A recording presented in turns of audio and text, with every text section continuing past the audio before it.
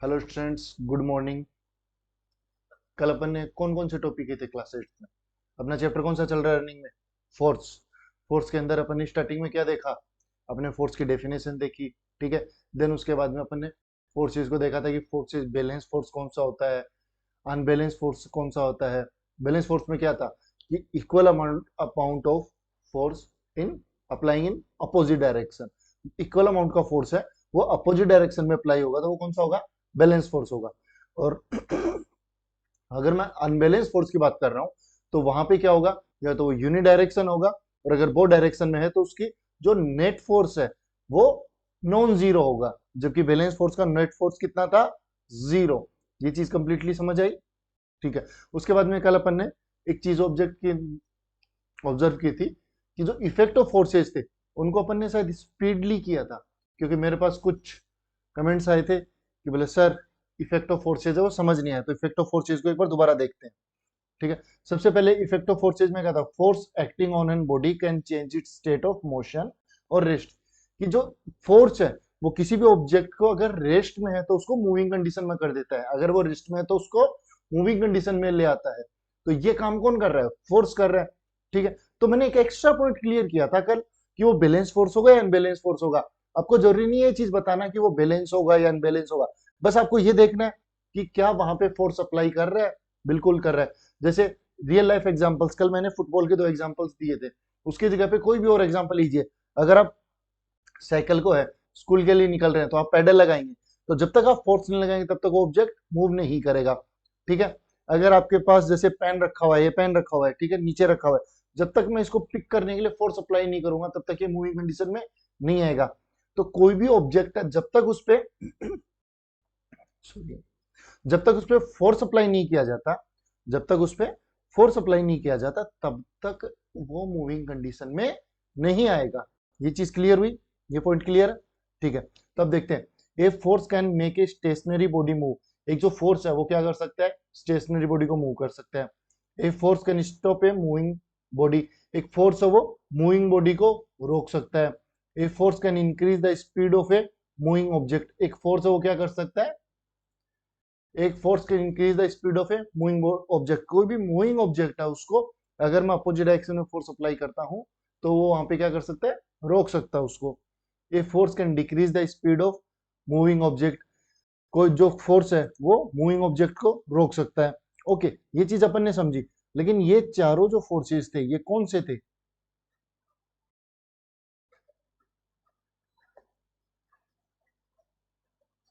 ये unbalance forces थे। कौन से थे? Unbalance forces. ये चारों फोर्सेस या फिर इस चारों सिचुएशंस के अंदर जो फोर्सेस अप्लाई हुए थे वो कौन से हैं? Unbalance forces. Okay.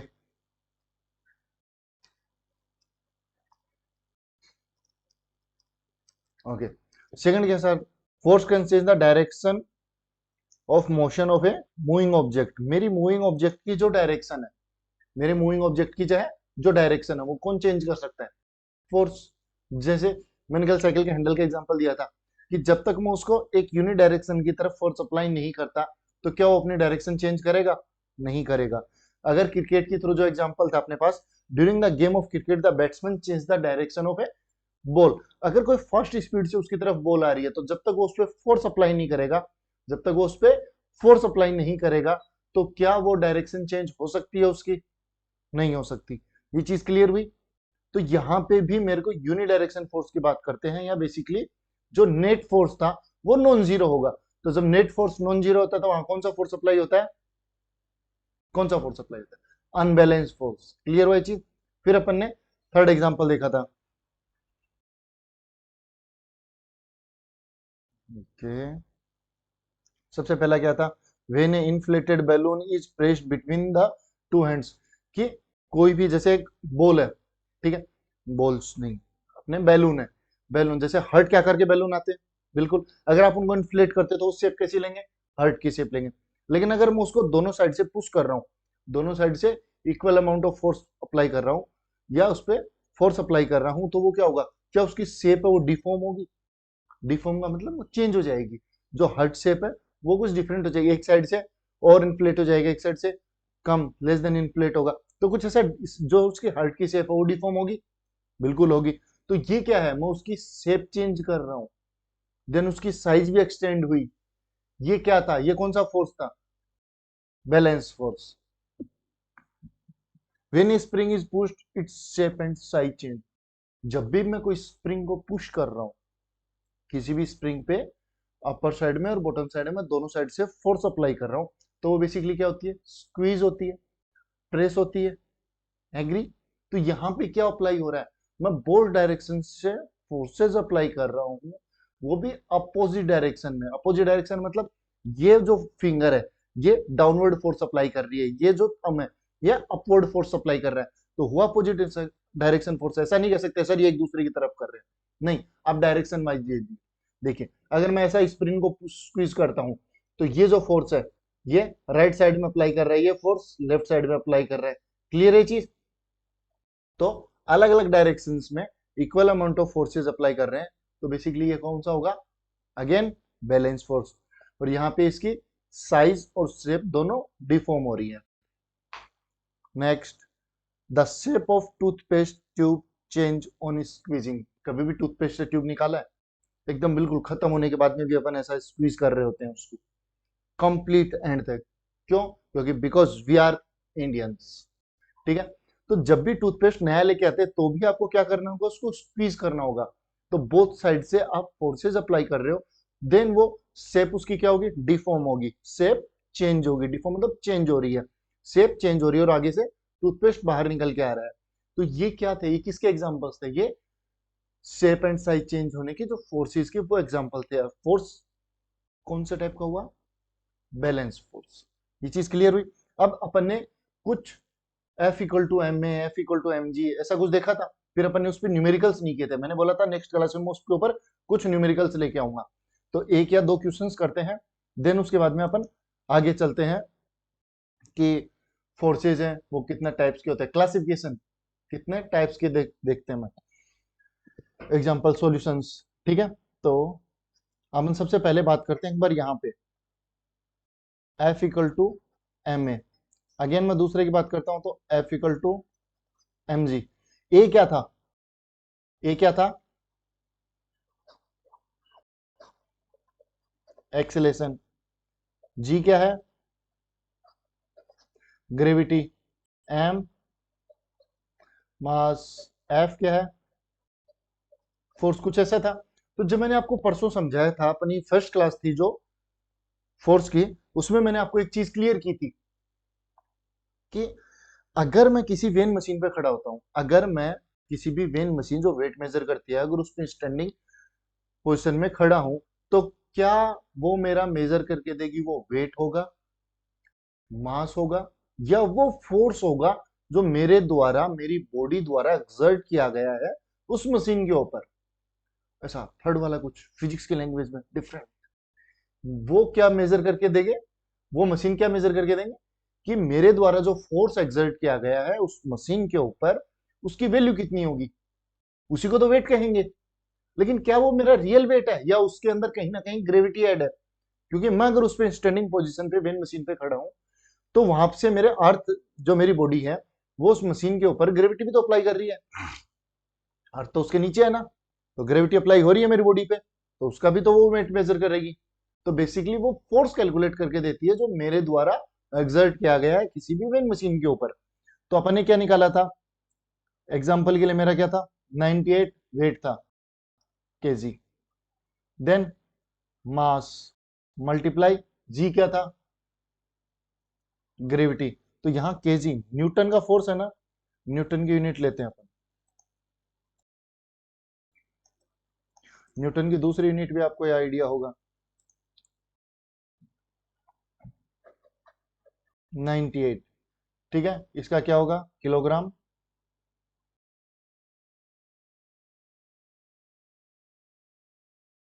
Into metre पर सेकेंड स्क्वायर। ठीक है। मास, ग्रेविटी, ग्रेविटी कितनी होगी, 9.8 मीटर पर सेकेंड स्क्वायर। तो अगर मेरे को मास कैलकुलेट करना है तो 98 into K G into metre upon second square upon 9.8 metre per second square. देखिए आप, मीटर पर सेकंड स्क्वायर से metre per second square cancel out हो गया। 9 पॉइंट, अगर मैं यहाँ से पॉइंट रिप्लेस करता हूँ तो ऊपर 10 आएगा, 9.8 से 9.8 कैंसिल आउट हो गया। अगेन क्या रिमेनिंग रहा, यहाँ 10 और यहाँ यूनिट्स में क्या रिमेनिंग रहा मेरे पास, केजी। क्या रिमेनिंग रहा, केजी। तो मेरा बेसिकली मास कितना हो गया, मेरा मास कितना हो गया, मेरा मास आया 10 केजी। तो क्या मैं इस बेसिस पे ये चीज बोल सकता हूं कि इस फॉर्मूला के अंदर जो ए है एक्सीलेशन, तो जी जो ग्रेविटी है वो भी एक एक्सीलेशन है। क्लियर है। तो अब एक बार यहां पे देखिए, मास ऑफ ए बॉडी, तो मास यहां पे क्या गिवन है, 5 केजी। मेरे को किसी भी फॉर्मूला के अंदर तीन न्यूमेरिकल्स दिए होते हैं, एफ एम, तीन वेरिएबल्स दिए हुए होते हैं। इस फॉर्मूला के अंदर मेरे को तीन वेरिएबल्स दिए हुए हैं, एफ फोर्स, एम मास, ए एक्सीलेशन। तीन में से कोई भी दो न्यूमेरिकल्स की वैल्यू गिवन होगी और तीसरा मेरे को फाइंड करना होगा। ये न्यूमेरिकल्स बेसिकली 9, 10, +1, +2 के लिए होते हैं, लेकिन अगर मैं 7th 8th में न्यूमेरिकल्स करवाता हूँ एक एक दो दो बिल्कुल इजी वे में, क्योंकि फिजिक्स क्या है, ऐसा कंसेप्ट्स और प्रैक्टिकल, कंसेप्ट्स और प्रैक्टिकल। तो जब तक कुछ अपने रियल प्रैक्टिकल्स होंगे अपन वो रियल प्रैक्टिकल्स भी करेंगे, एग्री। और जब अपन को ये कंसेप्चुअल्स को समझने के लिए उसकी कुछ न्यूमेरिकल्स वैल्यू देखनी होंगी तो अपन वो भी देखेंगे। धीरे धीरे आप इस चीज के हैबिचुअल हो जाएंगे 9, 10 में। ठीक है। तो mass equals to 5 K G. What is the weight, weight बताना है। वेट का मतलब बेसिकली क्या बोल रहा है, वो फोर्स कैलकुलेट करना है। तो यहां पे मैंने क्या लिया, जी। जी की वैल्यू क्वेश्चन में गिवन है 9.8 metre per second square. F equal to M G, M कितना है 5 KG, multiply 9.8 metre per second square. अब इसको मल्टीप्लाई कीजिए,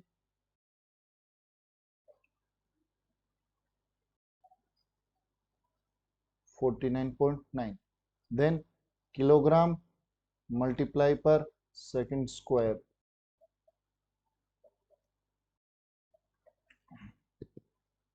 45 then 49 Newton.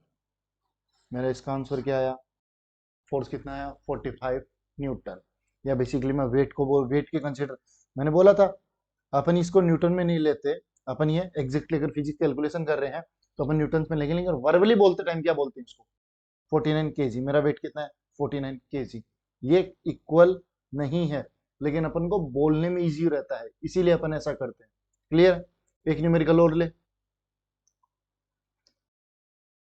What is the mass of object whose weight is 49 Newton. Okay, अगर 49 Newton wait, तो basically मेरे को F कितना कैलकुलेट है, जस्ट 1 मिनट। ठीक है, अगेन स्टार्ट करते हैं। अगर मैं एफ, एफ की बात कर रहा हूं, एफ यहाँ पे क्या है, वेट 49 न्यूटन। ठीक है। टेक जी, जी क्या है 9.8 मीटर पर सेकंड स्क्वायर।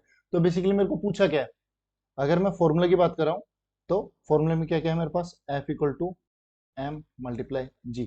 तो यहाँ पे मेरे को एफ एन पूछा है, तो एफ कितना होगा, एफ आपको क्वेश्चन में गिवन है,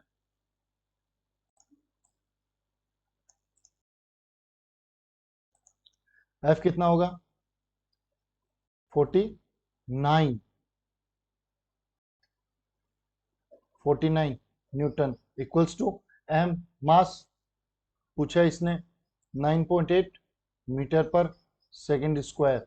तो एम कैलकुलेट कीजिए, 49 newton upon 9.8 metre per second square.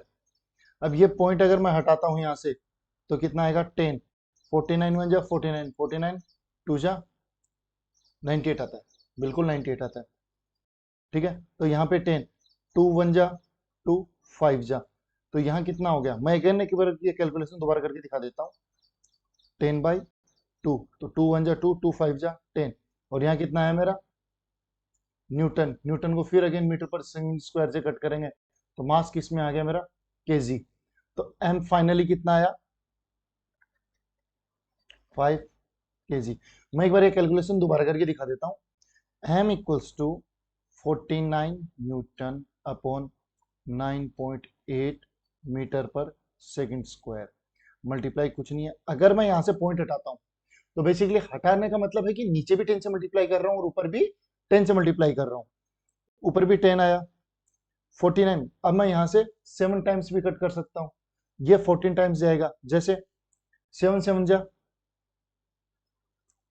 49, then यहाँ 7 1 टाइम्स गया तो 7, रिमेनिंग क्या रहा 2, 8 मेंशन किया, देन 7 4 जा 28, देन अगेन मैं कैंसिल आउट करूं 7 1 जा 7, 7 2 जा 14, और यहाँ 2 आया 2 1 जा 2, 2 5 जा 10। तो बेसिकली लास्ट में मेरे पास क्या है, m इक्वल टू 5 किलोग्राम। ये चीज समझ आई? मेरे पास लास्ट में क्या आया, m इक्वल्स टू 5 किलोग्राम।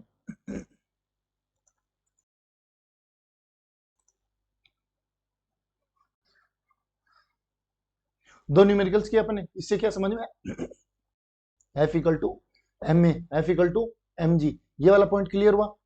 अब अपन देखते हैं कॉन्टेक्ट फोर्स और नॉन कॉन्टेक्ट फोर्स।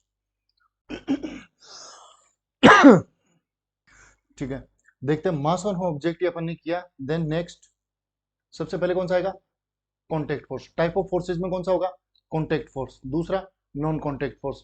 तो अगर मैं कॉन्टेक्ट फोर्स की बात कर रहा हूं, अगर मैं कॉन्टेक्ट फोर्स की बात करूं तो कॉन्टेक्ट फोर्स वो होगा जब मैं कोई भी दूसरी सरफेस के टच कर रहा हूं, देन उसके बाद में फोर्स अप्लाई कर रहा हूं। किसी भी चीज को फिजिकली टच करके, सेंस करके, कांटेक्ट में आने के बाद में अगर मैं उस पर फोर्स अप्लाई कर रहा हूं तो वो कौन से फोर्सेज के अंदर आएगा, कांटेक्ट फोर्सेज के अंदर। अगेन दूसरा कौन सा है कि अगर मैं किसी भी सरफेस को विदाउट टच करके फोर्सेज अप्लाई कर रहा हूं, विदाउट टच करके फोर्सेज अप्लाई कर रहा हूं, तो उसमें सबसे बेस्ट एग्जांपल कौन सा होता है मेरे पास, मैग्नेट्स का। कौन सा, मैग्नेट्स का। आप ये देख रहे हैं, तो यहां पे अगर मैं इन चीजों की बात करूंगा, यहां पे देखिए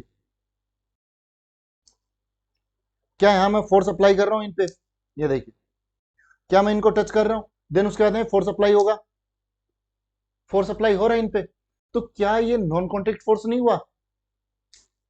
दूसरा नॉन कॉन्टेक्ट फोर्स दूसरा कौन सा आता है, मैग्नेटिक फोर्स, नहीं ग्रेविटेशनल। मैग्नेटिक ने फर्स्ट देखा, ग्रेविटेशनल फोर्स। ग्रेविटेशनल में अपन कोई भी ऑब्जेक्ट को छोड़ते हैं तो ये नीचे की साइड में जा रहा है, क्यों, क्योंकि जो अर्थ है वो towards the gravity, towards the centre, towards the centre वो अट्रैक्ट कर रही होती है। तो बेसिकली ग्रेविटेशनल फोर्स भी नॉन कॉन्टेक्ट फोर्स हुआ।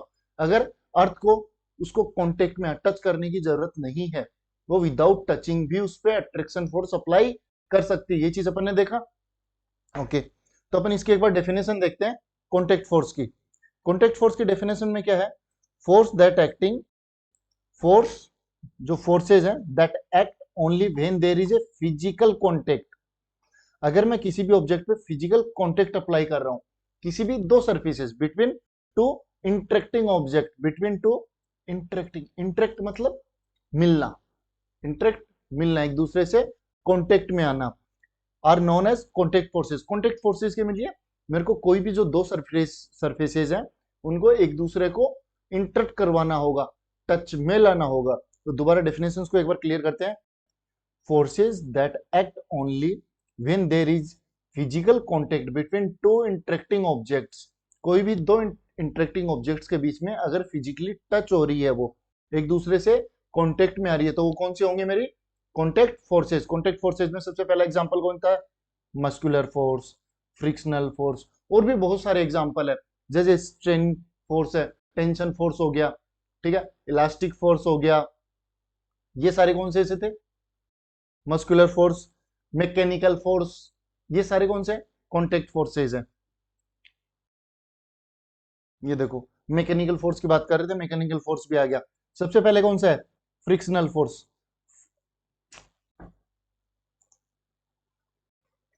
सबसे पहला फोर्स कौन सा है, फ्रिक्शनल फोर्स। फ्रिक्शनल फोर्स का मतलब कि कोई भी एक ऑब्जेक्ट दूसरे ऑब्जेक्ट के ऊपर जब टच होते हुए मूव कर रहा है, जब वो इससे इंटरेक्ट होते हुए मूव कर रहा है, तो उनकी दोनों के बीच की मॉलिक्यूलर बॉन्डिंग एकदम स्पीडली टाइट हो जाती है। कोई भी सरफेस है वो एकदम स्मूथ नहीं हो सकती, आपको भी आइडिया है।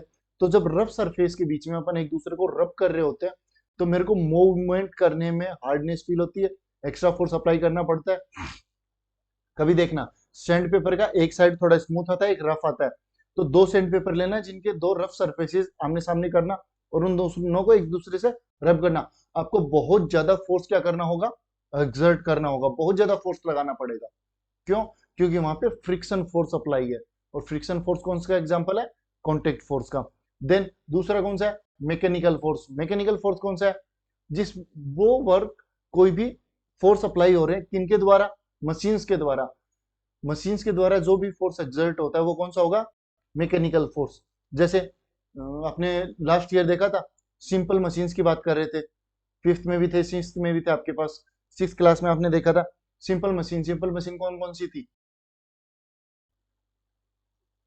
सेवंथ में भी देखा था। सिंपल मशीन में पुल्ली, पुल्ली क्या थी, एक सिंपल मशीन थी। अगर मैं लीवर्स की बात कर रहा हूं, लीवर्स में first class lever, second class lever, third class lever, then seesaw. आपने जितनी भी थे वो क्या थी, सिंपल मशीन। हैमर की बात कर रहा हूं, हैमर भी क्या है, सिंपल मशीन है। तो ये जो सिंपल मशीन्स है इनके द्वारा अगर कोई फोर्स एक्सर्ट होता है तो वो कौन सा फोर्स होगा, मैकेनिकल फोर्स। थर्ड अपने पास कौन सा है, मस्कुलर फोर्स। थर्ड कौन सा है, पहला mechanical force, then muscular force. Muscular force और मैकेनिकल फोर्स ऑलमोस्ट सेम है। कैसे, मस्कुलर फोर्स के अंदर तो मैं किसी मसल्स के द्वारा कोई फोर्स एक्सर्ट किया जाता है, इसी को अप्लाइड फोर्स भी बोलते हैं। अप्लाइड फोर्सेस में भी क्या है, मैं अपने ऊपर मसल्स के द्वारा कोई फोर्स एक्सर्ट कर रहे हैं, वो भी अप्लाइड फोर्स में आता है। तो मस्कुलर फोर्स, अगर मैं किसी भी एक ऑब्जेक्ट को, जैसे इस ऑब्जेक्ट को मैं पिक कर रहा हूं अपने मसल्स के थ्रू, तो ये कौन सा आएगा, मस्कुलर फोर्स। और अगर इसी को ग्रैब करने के लिए मैं किसी मशीन की हेल्प लेता हूं, जैसे मैकेनिकल आर्म्स होते हैं, रोबोट्स के मैकेनिकल आर्म्स होते हैं, तो अगर सपोज मैं मैकेनिकल आर्म्स के थ्रू इसको पिक करके दूसरी जगह पे ड्रॉप करता, तो ये कौन सा होता, मैकेनिकल फोर्सेस। क्लियर है पॉइंट। तो तीनों फोर्सेस कौन से हुए अपने, कॉन्टेक्ट फोर्सेस। एक बार इनकी डेफिनेशंस भी देखें। okay. सबसे पहला क्या है, muscular force, the force applied by the muscles of your body. Body की मसल्स के द्वारा जो फोर्स एक्सर्ट किया जाता है, मसल्स ऑफ। ये जो डेफिनेशंस मैं दिखा रहा हूं, मैं आपको वर्बली समझा के भी नेक्स्ट जा सकता था, लेकिन एक एक पार्ट अपन ने बात की थी कि जो ऑनलाइन क्लासेस होंगी वो ऑनलाइन की तरह नहीं लेंगे, अपन ऑफलाइन की तरह लेंगे। ऑनलाइन क्लासेस में क्या होता है, मस्कुलर फोर्स का एक नाम दिया, समझाया, एक्सप्लेन किया, आगे निकल गए। मैं यहाँ एक एक टॉपिक के ऊपर न्यूमेरिकल्स भी बताऊंगा आपको, डेफिनेशंस भी बताऊंगा, और जो मैं साइड में लिख रहा हूँ, मेरे हमेशा डिस्क्रिप्शन में आपको डिटेल के अंदर पीडीएफ्स भी मिलेंगे। जब अपना चैप्टर पूरा हो जाएगा तो जितने भी वीडियोस हैं, उन वीडियोस के मैं नीचे कंप्लीट पीडीएफ्स अटैच कर दूंगा, तो आप उनको इजीली डाउनलोड करके अपने नोट्स फॉर्म कर लीजिए। बस अभी समझिए इन चीजों को, ठीक है।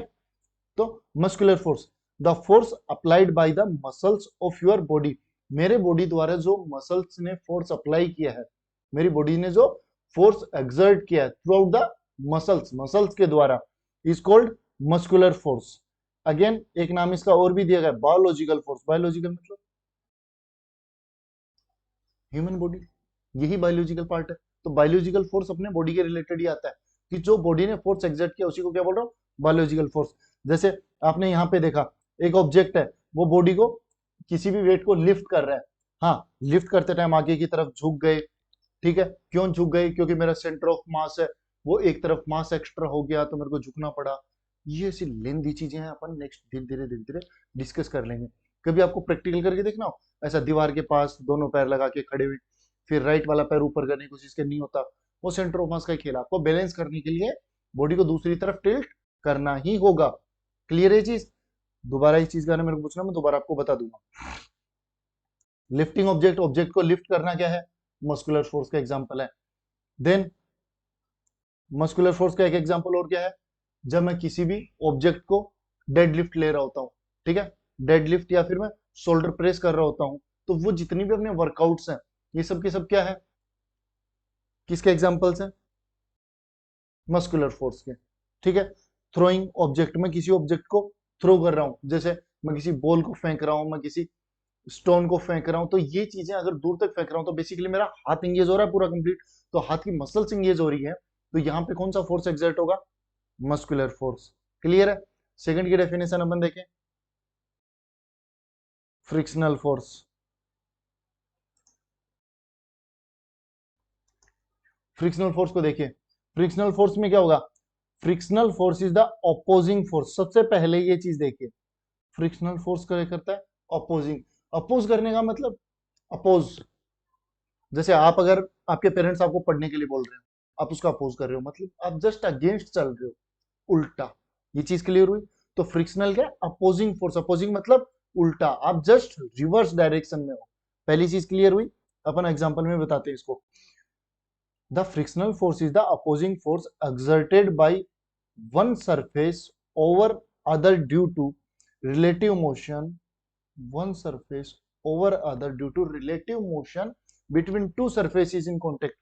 बेसिकली एक सरफेस जो है उस पर रिलेटिव मोशन में, रिलेटिव मोशन मतलब उससे रिलेट करते हुए जो मोशन हो रहा है दूसरी सरफेस का ओवर ड्यू, उसके ऊपर की पोजीशन में, उस वहां पे जो अपोज कर रहा है, जो फोर्स अपोज कर रहा है, वो फोर्स कौन सा होगा, फ्रिक्शनल फोर्स।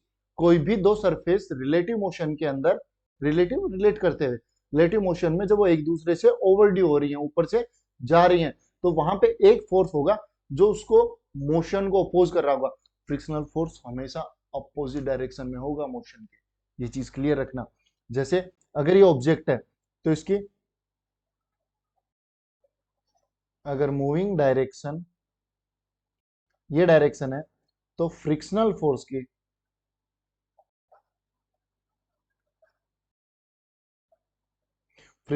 डायरेक्शन क्या होगी, हमेशा मूविंग डायरेक्शन के अपोजिट। ठीक है। अब यहाँ पे देखिए, अगर मैं यहाँ पे इसकी मूविंग डायरेक्शन ये बनाता हूं,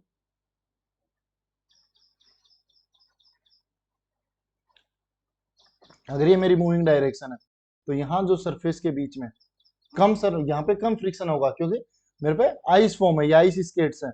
तो यहाँ पे क्या होगा,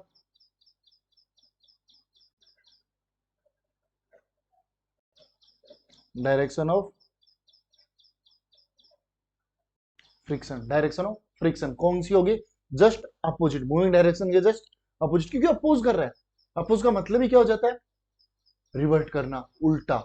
जैसे आपको पढ़ने के लिए नहीं पढ़ना, आप खेलने के लिए कहोगे वो मना कर देंगे, तो जस्ट अपोज ही तो कर रहे हैं उन चीजों का। तो ये चीज क्लियर हुई। पहला अपन ने कौन सा देखा, मस्कुलर फोर्स। दूसरा कौन सा देखा, फ्रिक्शनल फोर्स। तीसरा अपन देखते हैं मैकेनिकल फोर्स। मैकेनिकल फोर्स में भी बहुत सारे प्यारे एग्जांपल्स हैं, क्योंकि मैंने बताया आपको, आप ये चीज मशीन्स के थ्रू पढ़ चुके हैं। मशीन कोई भी हो, सिंपल मशीन हो, कॉम्प्लेक्स मशीन हो, सिंपल मशीन जिसमें दो तीन पार्ट्स हो, बिल्कुल सिंपल। जैसा सिंपल लिवर्स में देखा था, टोंग, चिमटा, आइस टोंग देखा आपने, ice Tong.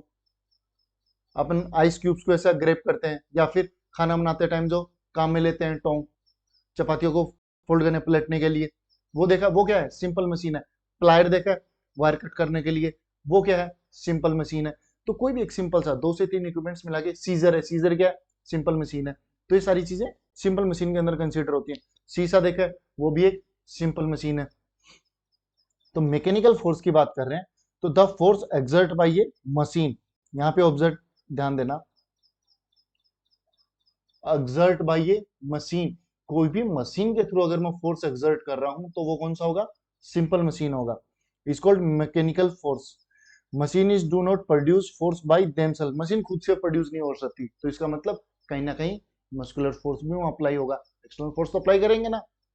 In order to produce force they need energy from other sources. अब ये जो अदर सोर्सेज है, ये कुछ भी हो सकते हैं। ये पेट्रोल भी हो सकता है, ठीक है, ह्यूमंस भी हो सकते हैं, कोई भी हो सकते हैं, पेट्रोल, ह्यूमन, हाइड्रोजन फ्यूल, कैसा भी। जैसे रॉकेट ऊपर जाती है, फ्लाइट्स होते हैं, उनको हाइड्रोजन फ्यूल चाहिए, गाड़ियों को पेट्रोल चाहिए, ह्यूमंस भी उसके अप्लाई कर सकते हैं। जैसे साइकिल है, साइकिल एक क्या है, सिंपल मशीन में आ जाती है। साइकिल सिंपल मशीन में आती है नहीं, साइकिल थोड़ा कॉम्प्लेक्स मशीन है, क्योंकि सिंपल मशीन में तो दो से तीन ही टूल्स यूज होते हैं, साइकिल कॉम्प्लेक्स मशीन में आएगी। तो अगर साइकिल को अगर रन करने की नीड है, तो किसकी नीड होगी, ह्यूमन की, ना कि पेट्रोल डीजल की। एग्री। तो उसको कहीं ना कहीं से एक्सटर्नल फोर्स चाहिएगा, फोर्स एक्सर्ट करने में। देन साइकिल जो पार्ट्स पे फोर्स एक्सर्ट कर रही है रनिंग कंडीशन में, वो कौन सा होगा, मैकेनिकल फोर्स। क्लियर हुआ। जैसे फर्स्ट एग्जांपल देखा अपन ने, इंक्लाइंड प्लेन। इंक्लाइंड प्लेन पे ये देखा आपने, इसको क्या बोलते हैं, क्रॉसबो, नहीं, इसका कुछ नाम है, एल्बोरो, एल्ब्रो, एल्बोरो बोलते हैं इसको। जिसे मैं सिंगल व्हील्स पे कुछ सामान, जैसे कंस्ट्रक्शन की साइट्स पे देखा होगा, कंस्ट्रक्शन साइट्स पे देखा होगा इनको ले जाते हुए, तो ये क्या है, सिंपल मशीन है जो इंक्लाइन प्लेन पे ले जाते हैं इजीली, अगर मैं अपने सर के ऊपर या हैंड्स में ग्रैब करके नहीं लेके जा रहा। दूसरा पुली, ये कौन सी है,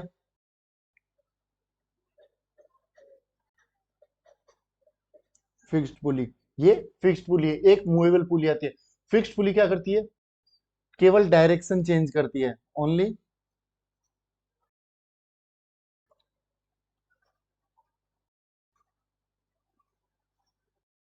change the direction, only change the direction. Fixed pulley क्या कर रही है, डायरेक्शन चेंज कर रही है। तो यहाँ पे वो पुली जो है वो किसका काम कर रही है, मैकेनिकल फोर्स का। एग्री, किसी चीज को आप एक तो अराउंड अपोजिट द ग्रेविटी अगर पुल कर रहे हो और एक ग्रेविटी की साइड पुल कर रहे हो, तो जस्ट डायरेक्शन को रिवर्स किया है फिक्स्ड पुली ने। Then wheel and axle, wheel and axle भी क्या है, सिंपल मशीन है। तो यहाँ पे भी व्हील और एक्सल क्या काम कर रहे हैं, व्हील एक्सल के एग्जांपल आपने वो देखे होंगे, व्हील एक्सल स्क्रू ड्राइवर है, वो भी व्हील एक्सल में आता है। ग्रैब करते हो जिस हिस्से को, वो व्हील की तरह काम करता है, और आगे जो शाफ्ट लगी रहती है आयरन की, वो एक्सल की तरह काम कर रही होती है। आपका जो हैंडल है वो भी व्हील और एक्सल है, वो व्हील है, और जो एक्सल आगे गई हुई है, जो रोड आगे स्ट्रेट फॉर्म में गई है रिजिड फॉर्म में, वो क्या है, एक्सल है। तो वो भी व्हील एक्सल का एग्जांपल है। व्हील एक्सल का मतलब ये नहीं है कि दो व्हील्स को कनेक्ट करने के लिए जो शाफ्ट कनेक्ट है उसको व्हील और एक्सल बोलेंगे। व्हील एक्सल का मतलब एक रोटेटिंग पार्ट जिससे दूसरा रिजिड फॉर्म में कोई रोड कनेक्टेड हो, और वो भी रोटेट हो रही हो। और जब भी मैं व्हील को रोटेट करूंगा, शाफ्ट रोटेट होगी या एक्सल रोटेट होगी, और अगर एक्सल को रोटेट करता हूं तो व्हील भी रोटेट होगा। ये कैसे, जैसे कभी भी आप देखना साइकिल चलाते हैं, साइकिल चलाते टाइम जब कहीं पर रोड पे बिल्कुल खराब हो रहे, खड्डे आ रहे हो, बड़े बड़े खड्डे आते हैं, तो आप क्या करते हो, हैंडल टाइटली ग्रैब करते हो। क्यों करते हो, क्योंकि अगर नीचे से साइकिल का जो टायर है वो अगर मूव कर रहा है, तो आपका हैंडल भी अपने आप मूव होगा। इसका मतलब अगर मेरी जो रोड है, एक्सल जो है, अगर वो मूव कर रही है, तो मेरा व्हील भी मूव होगा। एक बार हैंडल को व्हील की तरह काम में लीजिए, और हैंडल की तरफ से नीचे की साइड में जो एक्सल गया हुआ है, जो रोड गई हुई है, उसको एक्सल मानिए। तो अगर नीचे से आपको रोटेशन मिलेगा तो आपका हैंडल भी तो मूव होगा, तो आपका व्हील्स मूव हो रहे हैं एक्सल के साथ में, तो दोनों चीजें कनेक्टेड होंगी एक दूसरे से। क्लियर है पार्ट। आज अपन ने क्या देखा, कॉन्टेक्ट फोर्सेज की डेफिनेशंस देखी, दो न्यूमेरिकल्स देखे, क्वेश्चंस देखे जिन पे F equal to M A और F equal to M G को एक्सप्लेन किया अपन ने। जो एक्सेलेरेशन ग्रेविटी दोनों सेम होती है, दोनों की यूनिट्स भी सेम होंगी, मीटर पर सेकेंड स्क्वायर। ये चीज क्लियर हुई। नेक्स्ट क्लास में अपन क्या देखेंगे, नॉन कॉन्टेक्ट फोर्स। जैसे अपन ने मैग्नेटिज्म की बात की, ये देखिए मैग्नेट्स अलग नहीं हो पा रही है, मैग्नेटिज्म की बात की, यहाँ पे रखते हैं, ठीक है, अट्रैक्ट करेंगे। और अगर मैं इन्हीं को रिवर्ट पे रखता हूं, क्या होगा,